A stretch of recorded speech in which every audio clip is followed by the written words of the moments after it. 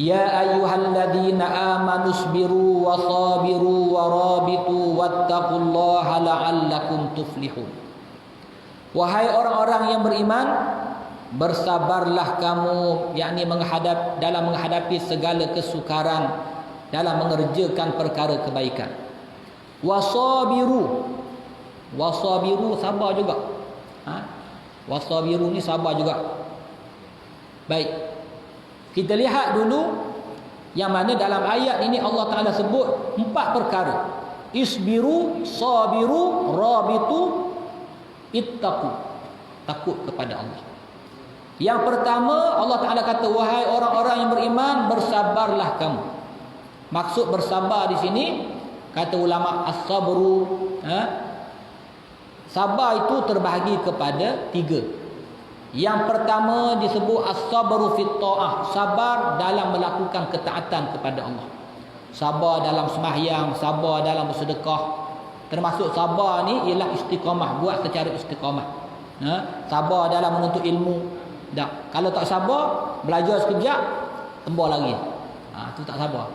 Ni sabar dalam apa saja ketaatan. As-sabru fit ta'ah yang pertama. Yang keduanya as-sabru anil maksiyah. Sabar dari melakukan maksiat. Baik, sabar ni apa dia? As-sabru huwal habsu, menahan diri. Tahan. Maknanya sabar dalam melakukan ketaatan tadi, sabar tahan diri kita untuk kita buat perintah Allah. Yang kedua, sabar diri kita daripada melakukan maksiat. Kita boleh buat maksiat tersebut, tapi kita tak buat. Kita boleh mencuri, kita boleh ambil rasuah, kita boleh buat benda yang haram, tapi kita tahan diri kita tak boleh buat. Kita tak nak buat. Yang ketiga, as-sabru 'alal bala, sabar di atas ujian Allah, sabar di atas musibah. Itu sabar.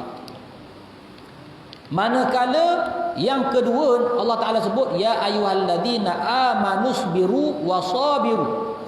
Sabiru ini juga berasal dari perkataan sabara, cuma ditambah alif, sabara. Ada setengah ulama kata ziyadatul mabna tadullu ala ziyadatil makna. Bila ditambah huruf, maka membawa maksud bertambahlah makna dia.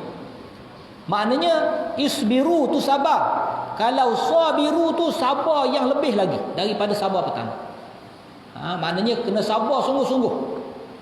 Itu ada setengah ulama mengatakan. Dan sabiru juga dia datang di atas wazan musyarakah.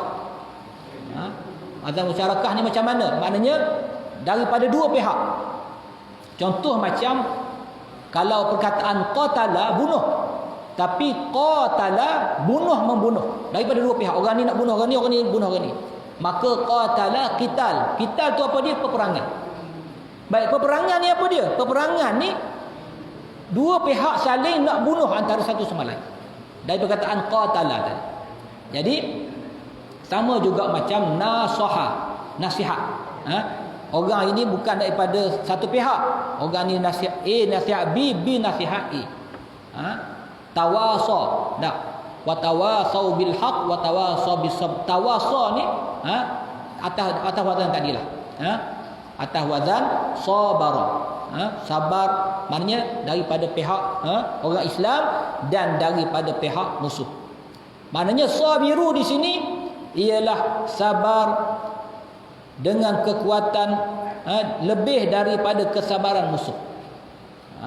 Jadi ketika peperangan, ketika di medan perang, kamu kena sabar lebih daripada musuh. Itu makna wasabiru. Yang ketiganya warabitu. Warabitu ni ribat. Ribat ni asalnya apa dia? Rabata ni ikat, simpul. Baik. Makna ribat daripada asalnya ialah sempadan. Satu-satu negara ni dia ada orang panggil apa? Dia ada sempadan, dia ada kubu dia. Kubu di sempadan yang mana ditempatkan tentera di situ untuk menjaga keselamatan negara dia daripada dicerobohi oleh musuh. Maka setiap sempadan ni dia ada kamp. Kamp tentera ke ataupun pasukan keselamatan. Kalau kita tengok sempadan di antara Malaysia dengan Thailand, ada pasukan keselamatan. Di antara masuk Malaysia dengan Singapura, Sabah Sarawak dengan dengan Indonesia, maka ada di situ.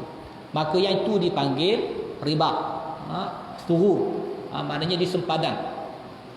Maka warabitu ni pada asalnya ialah menjaga sempadan, pertahanan di daerah-daerah sempadan. Itu makna asalnya.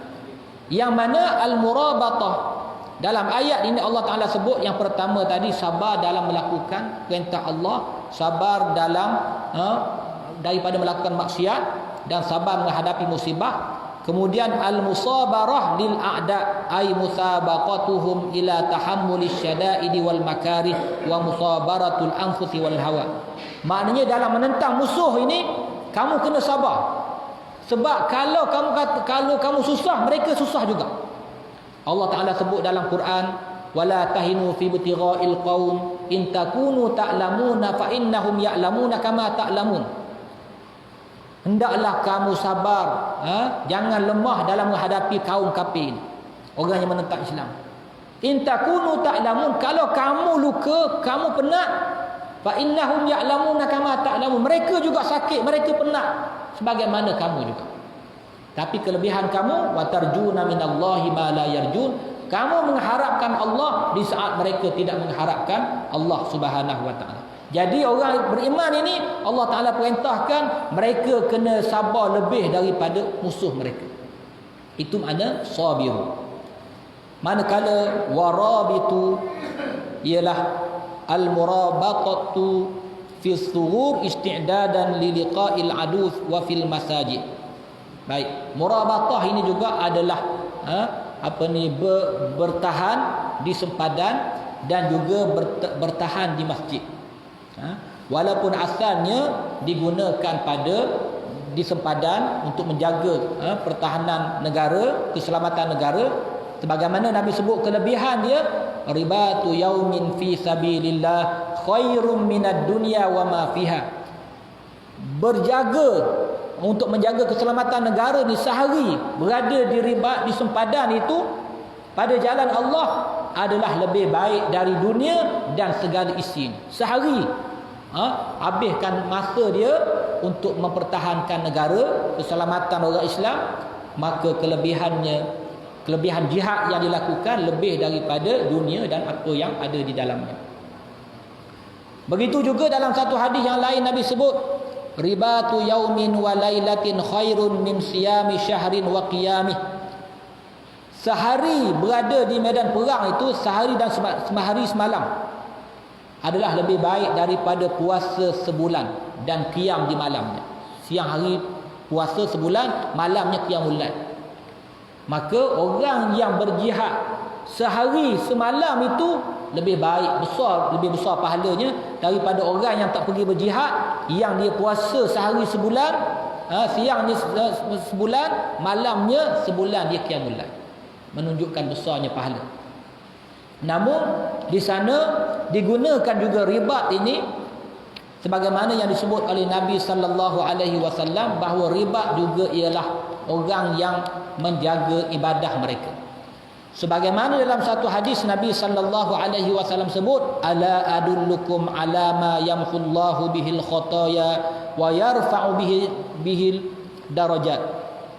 Nabi tanya kepada sahabat, adakah kamu mahu aku beritahu kepada kamu perkara yang kalau kamu buat akan menghapuskan dosa-dosa kamu dan mengangkat darjat kamu di sisi Allah. Lalu jawab sahabat, bala ya Rasulullah, naklah tahu. Nak tahu sangatlah wahai Rasulullah. Lalu jawab Rasulullah sallallahu alaihi wasallam, perkara itu, perkara yang dapat menghapuskan dosa dan mengangkat darjat kemuliaan kamu ialah isbaghul wudu'i 'alal makarih wa kasratul khuta ilal masajid wa intizarus salati ba'da shalah fadzalikumur ribat fadzalikumur ribat fadzalikumur ribat. Nabi kata yang iaitu isbaghul wudu, kamu sempurnakan wudu kamu, alal makarih, dalam keadaan kamu tak suka. Antaranya ditafsirkan oleh sebahagian ulama hadis, maksudnya ambil wudu ni walaupun contohnya dalam musim sejuk, nak kena air pun takut. Ni kita masuk musim tengkujuh dah tak. Pagi-pagi nak kena air tu masya-Allah. Nak takut kena air ni. Tapi kita ambil juga, sempurnakan wuduk juga, bukan ambil lebih kurang gitu je. Ambil sempurnakan wuduk. Yang keduanya wa kasratul khata ilal masajid. Banyakkan langkah ke masjid. Langkah ke masjid ini, kita pergi ke masjid. Wantizarus salati ba'da solah. Yang ketiganya menunggu sembahyang selepas sembahyang. Lepas sembahyang nak selesai, balik rumah contohnya, ataupun kalau kita duduk di masjid, kita nak tunggu pula sembahyang. Kita dah sembahyang maghrib tadi, nak tunggu sembahyang isyak pula. Nak tunggu. Kalau tunggu saja niat nak tunggu sembahyang isyak pun dapat pahala. Kalau niat nak dapat ilmu pula, dapat 2 pahala. Ataupun kita di rumah lepas sembahyang subuh di masjid, kita balik buat urusan kita. Kemudian hati kita ni sentiasa terpaut dengan masjid. Buat kerja sikit tengok jam, pukul 12 dah ni, kena berhenti dulu lah. Nak bersiap. Bersiap. Itu di antara maksud menunggu sembahyang. Selepas sembahyang. Bukannya galik-galik dengar orang azan. Dengar orang azan dah. Nak pergi tak dan ni masjid. Yang itu tak dikira sebagai menunggu sembahyang dan sembahyang. Orang yang menunggu ni orang yang dalam hadis lain Nabi sebut 7 golongan manusia yang mendapat naungan Allah di saat tiada naungan melainkan hanya naungan Allah saja pada waktu itu.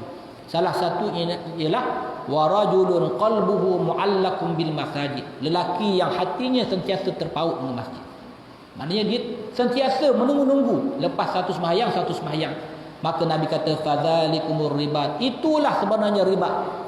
Dia tahan sebagaimana tentera tadi tahan diri dia tak lari, tak berganjak daripada kubu. Maka begitulah juga Nabi kata termasuk ribat ini juga ialah orang mukmin yang tahan diri dia untuk sentiasa taat kepada Allah, ibadah kepada Allah. Antara ibadah yang paling besar ialah sembahyang. Jadi mudah-mudahan Allah Subhanahu Wa Taala kurniakan kepada kita kekuatan untuk kita menjadi orang yang melazimi sembahyang berjemaah.